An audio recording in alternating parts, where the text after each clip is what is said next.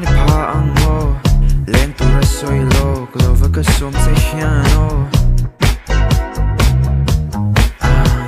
ka to pa nung ka hoya si ka no ta cara kan ngai na der no liama sui long wa ma kim ve ta nam ka song ka ta Zalenna tu tu sam mani so to na chang ni po hu ko la na mai ni nai twa na te ka she thiam la ve i an ka te hian in nem ko la ve nam ka song ka ta Zalenna tu tu sam mani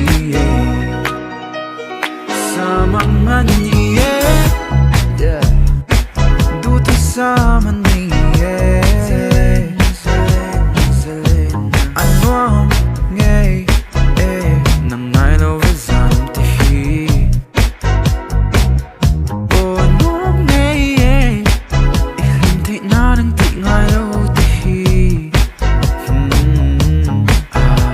ka to pa nung ka hoya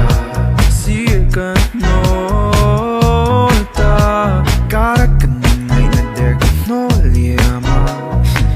de ka thoven hoi ka sha nam ka song ka ta Zalenna tu tu sam ni so to na chang ni po hu ko la na mai ni nai twa na te ka she thiam la ve i an ka te hian in nem thot la ve nam ka song ka ta Zalenna tu tu sam ni